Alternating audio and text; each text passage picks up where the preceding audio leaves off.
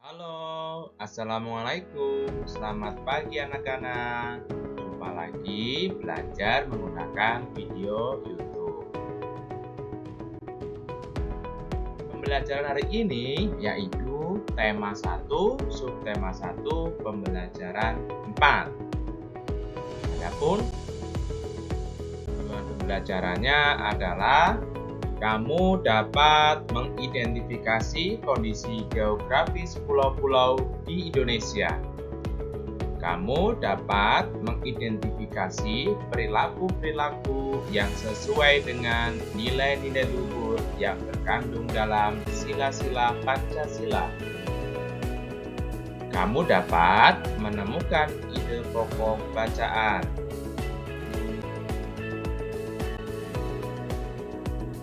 Nah, perhatikan denah kandang kelinci Pak Rudi.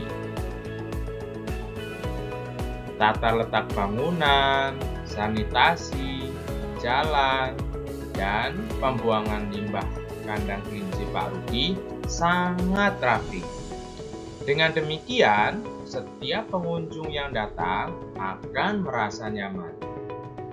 Sebelum membangun kandang kelinci, Pak Rudi telah mempersiapkan segala sesuatunya dengan membuat denah. Tahukah kamu apa itu denah? Denah merupakan gambaran tentang tata letak dalam suatu ruangan atau tempat. Gambaran yang lebih luas dibandingkan dengan denah adalah peta.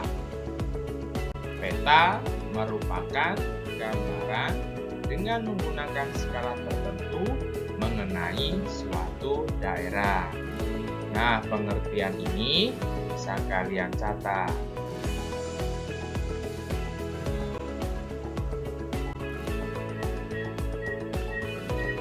Kondisi geografis Pulau Jawa berdasarkan peta. Pulau Jawa merupakan wilayah terluas kelima di Indonesia dan merupakan pulau terbesar ke-13 di dunia. Pulau yang relatif muda dan sebagian besar terbentuk dari aktivitas vulkanik dengan deretan gunung-gunung berapi membentuk jajaran yang terbentang dari timur hingga barat dengan endapan aluvia sungai. Oleh karena itu, sebagian besar tanah di Pulau Jawa adalah tanah yang subur.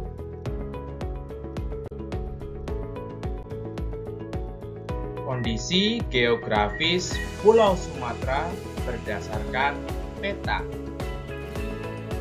Pulau Sumatera merupakan pulau terluas kelima di dunia, merupakan wilayah perairan sehingga banyak terdapat daerah rawa. Di wilayah timur terdapat banyak sungai besar seperti Sungai Musi, Batanghari, Asahan, Indragiri, dan lain-lain.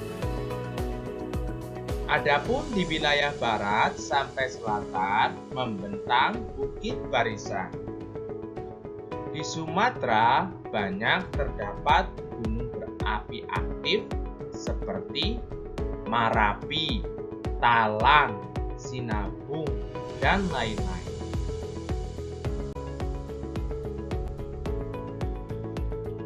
Berikutnya, kondisi geografis Pulau Kalimantan berdasarkan peta.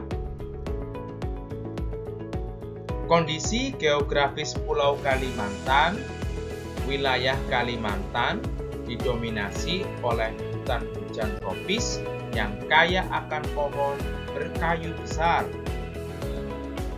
Di Kalimantan, bagian selatan terdiri atas dataran rendah, pantai, rawa, perbukitan, dan pegunungan. Di bagian tengah terdapat pegunungan Maratus yang membujur dari utara hingga selatan. Di bagian timur terdapat daerah berbukit yang ditumbuhi oleh hutan primer, hutan sekunder, semak belukar, dan padang inala. Di bagian barat, dataran rendah yang terdiri atas rawa monoton, rawa banjir, rawa pasang surut, dan daerah aluvial. Pada daerah ini ditumbuhi hutan bakau, hutan rawa, dan lahan dengan berbagai jenis rawa. Kondisi geografis Pulau Sulawesi berdasarkan peta. Kondisi geografis Pulau Sulawesi, wilayah ini merupakan daerah yang terjal dan berbukit-bukit sehingga memungkinkan untuk memiliki sungai-sungai yang terjal dan pendek karena terbatasi oleh bukit-bukit tersebut. Di Sulawesi banyak terdapat palung laut dan basin, sehingga basin-basin tersebut membentuk seperti Selat Makassar, Laut Flores, dan Laut Bangka. Di Sulawesi terdapat 41 gunung. Sebagian besar wilayah Sulawesi merupakan daerah vulkanik.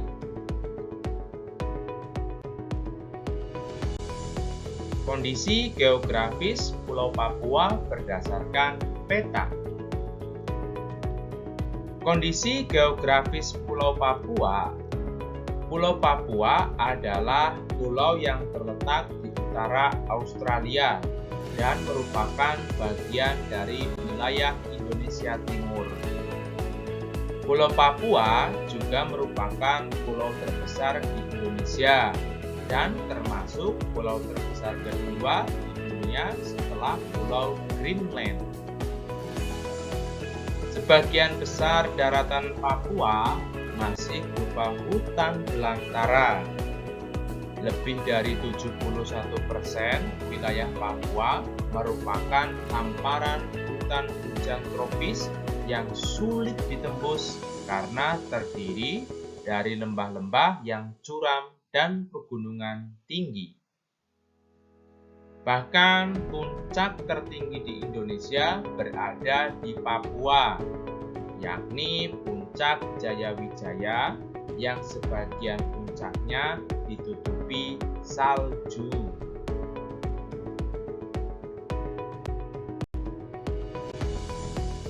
Kondisi geografis Pulau Bali dan Nusa Tenggara.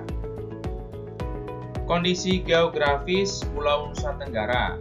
Keadaan geografis Nusa Tenggara Barat dan Timur berbukit-bukit dengan daratan tersebar secara sporadik pada gugusan yang sempit. Pada pulau yang dominan, permukaannya berbukit dan bergunung-gunung, diapit daratan tinggi atau perbukitan dengan kondisi kemiringan tanah yang curam. Dengan kondisi yang demikian, lahan untuk pertanian sangat terbatas, baik pertanian basah ataupun kering.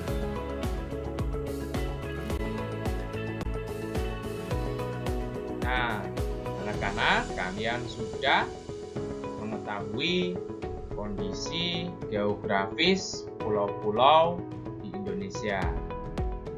Luas, letak, dan kondisi geografis negara Indonesia merupakan modal dasar yang sangat penting bagi pembangunan nasional dan pemerataan hasil-hasilnya. Namun demikian, semuanya itu harus didukung dengan perilaku dan sikap positif yang sesuai dengan nilai-nilai luhur yang terkandung dalam sila-sila Pancasila. Sikap dan perilaku negatif yang bertentangan dengan nilai-nilai luhur yang terkandung dalam sila-sila Pancasila akan menjadi penghambat pembangunan nasional.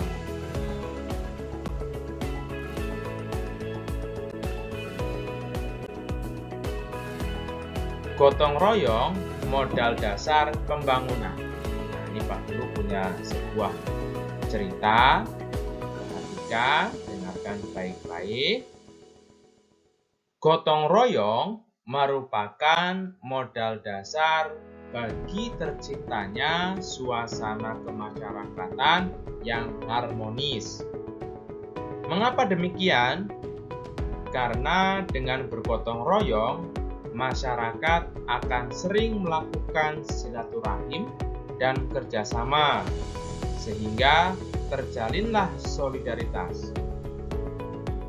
Seiring dengan munculnya rasa solidaritas inilah akan muncul juga rasa empati dan simpati di antara masyarakat yang akan mempererat dan memperkuat hubungan masyarakat. Tidak ada perbedaan dalam prinsip gotong royong. Gotong royong adalah kerja bersama, memeras keringat secara bersama, dan perjuangan saling bantu-membantu secara bersama. Gotong royong dilakukan demi mencapai tujuan bersama. Tidak mempedulikan agama, suku, ataupun golongan. Prinsip-prinsip gotong royong sangat bermanfaat bagi pelaksanaan pembangunan nasional. Karena semua masyarakat merasa saling memiliki. Masyarakat juga merasa mempunyai tujuan yang sama, yakni terwujudnya kehidupan yang sejahtera.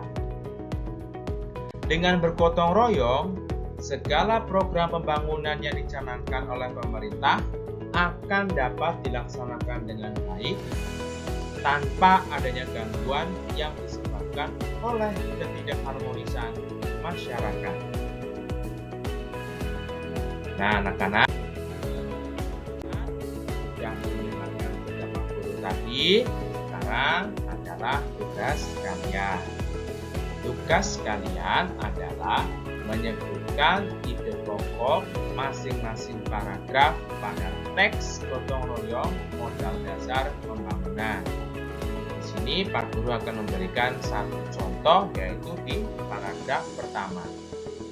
Paragraf pertama, ide pokoknya adalah gotong royong merupakan modal dasar bagi terciptanya suasana kemasyarakatan yang harmonis. Nah, untuk paragraf 2 dan 3, kalian kerjakan di buku tugas kalian, kemudian foto, lalu upload di Google Classroom kalian.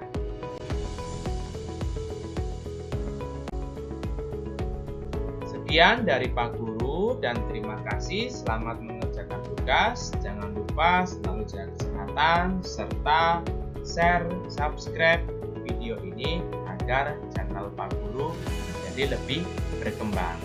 Terima kasih. Assalamualaikum warahmatullahi wabarakatuh.